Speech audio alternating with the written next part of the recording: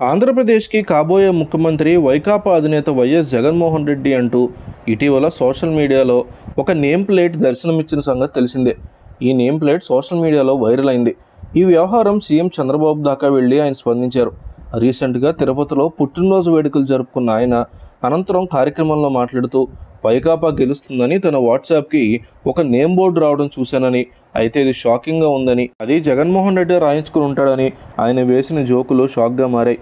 అసలు నిజాలు తెలియడంతో, ఓడిపోతాడనే విషయాన్ని అర్థం చేసుకోవడంతో, సర్వేలు రిపోర్ట్లు చెప్తున్నటువంటి లెక్కతో జగన్మోహన్ రెడ్డి చుట్టూ ఉన్నటువంటి అధికారులు అలాగే ఆయన సపోర్ట్ చేస్తున్నటువంటి నాయకులు పారిపోతున్నారని, అసలు ఆ నేమ్ ప్లేట్ చూస్తే ఆంధ్రప్రదేశ్లో ఎవడైనా పనిచేస్తాడా అంటూ చంద్రబాబు తన వాట్సాప్ను ఉద్దేశించి అందులో వచ్చినటువంటి వైరల్ ఫోటోను ఉద్దేశించి చేసిన వ్యాఖ్యలు సంచలనంగా మారుతున్నాయి. ఏదేమైనా చంద్రబాబు మాట్లాడుతూ రీసెంట్గా తిరుపతిలో మోడీ రాష్ట్రానికి అన్యాయం చేసిన విషయాన్ని గుర్తు చేశారు. నేటికి ధర్మ పోరాట దీక్ష మొదలుపెట్టి ఏడాది పూర్తయిందని అన్నారు. హామీలను నెరవేర్చకపోతే రాజీ లేని పోరాటం చేశామని, ఇప్పుడు మళ్ళీ ఎన్నికల కోడ్ అడ్డుపెట్టుకుని కుట్రలు చేస్తున్నారని అన్నారు. ఇప్పుడు నా పోరాటం ఎన్నికల సంఘం మీద కాదు, ఎన్నికల సంఘం అవలంబిస్తున్నటువంటి తీరు మీద నా పోరాటం. ఎవరి ఆదేశాల మేరకు ఎన్నికల సంఘం పనిచేస్తోందో రాష్ట్రంలో అందరికీ తెలుసు.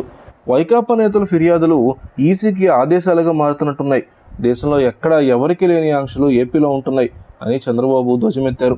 బాబు, ప్రధాని మోడీ ఐబీతో సహా అన్ని సమీక్షలు చేస్తున్నారని, అందరికీ ఆంక్షలు పెడితే నేను కూడా అనుసరిస్తానని, ఒక్క ఏపీలోనే ఈ విధానాలు ఎందుకని ప్రశ్నించారు.